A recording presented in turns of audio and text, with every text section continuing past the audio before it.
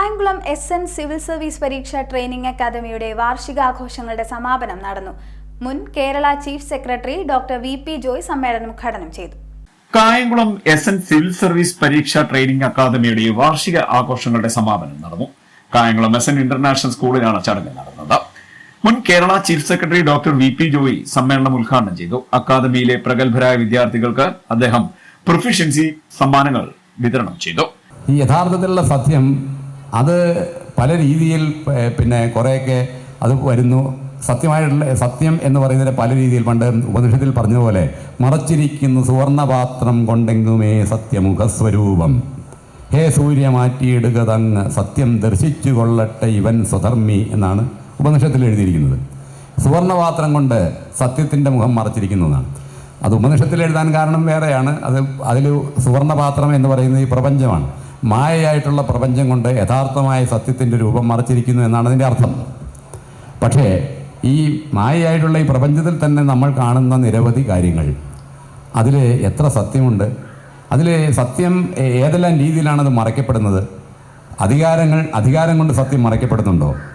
അല്ലെങ്കിൽ ഡിപ്ലോമസി കൊണ്ട് സത്യം മറയ്ക്കപ്പെടുന്നുണ്ടോ? സൈക്കോ ഫാൻസി എന്ന് പറയുന്ന കാര്യം കൊണ്ട് സത്യം മറയ്ക്കപ്പെടുന്നുണ്ടോ? ഇല്ലാതെയാവുന്നുണ്ടോ? അതുമല്ലെങ്കിൽ വെറുതെ ഈ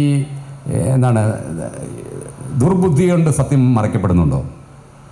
അസൂയ കൊണ്ട് സത്യം മറയ്ക്കപ്പെടുന്നുണ്ടോ? ഇങ്ങനെ ധാരാളം കാര്യങ്ങൾ ലോകത്തിലുണ്ട്. അപ്പം നമുക്ക് ചുറ്റുപാടുമുള്ള വിവരത്തിൽ കാണുന്ന ഈ കാര്യങ്ങളിൽ എത്ര സത്യമുണ്ട്, ഏതാണ് സത്യം എന്ന് ചിന്തിക്കാൻ കഴിവുള്ളവർ വളരെ വിരളം. അവരാരും ചിന്തിക്കുന്നേ ഇല്ല. നമ്മൾ എല്ലാം ഒരു കാര്യം കേൾക്കുന്നു, ഒരു കാര്യത്തിൽ അവിടെ ഇത് കേട്ടു, ഇവിടെ അത് കേട്ടു, ഈ മീഡിയയിൽ അങ്ങനെ പറയുന്നു, മൊബൈലിൽ കൂടെ ഇങ്ങനെ വരുന്നു, അതെല്ലാം കേട്ടു. കേൾക്കലല്ലാതെ ചിന്തയില്ല, ചിന്തിക്കാൻ അവർ ശ്രമിക്കുന്നില്ല. അല്ലെങ്കിൽ നമ്മുടെ നാട്ടിൽ എങ്ങനെയാണ് ഇത്രയും തട്ടിപ്പുകൾ ഉണ്ടാവുന്നത്?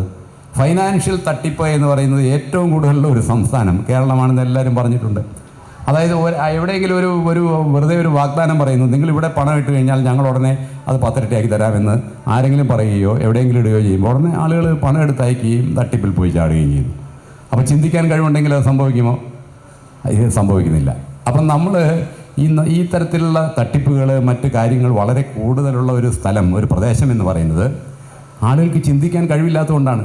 ചിന്തിക്കാൻ കഴിവുള്ള തലമുറയെ സൃഷ്ടിക്കാത്തതുകൊണ്ടാണ്. വിദ്യാഭ്യാസത്തിൽ എന്തുകൊണ്ട് മനുഷ്യന് ചിന്തിക്കാനായിട്ടുള്ള കഴിവ് ഉണ്ടാക്കാതെ വിദ്യാഭ്യാസം ഉണ്ടാക്കിയിട്ട് എന്താണ് കാര്യം? അപ്പോൾ എന്ത് കാര്യം കേട്ടാലും അല്ലെങ്കിൽ വായിച്ചാൽ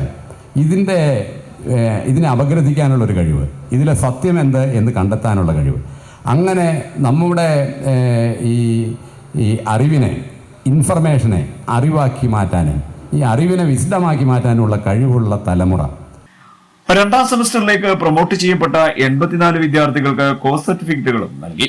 കലാമത്സരങ്ങളിൽ വിജയിച്ചവർക്ക് സമ്മാനങ്ങൾ നൽകി. SN international school principal doctor TS Vijayasree സ്വാഗതം പറഞ്ഞു.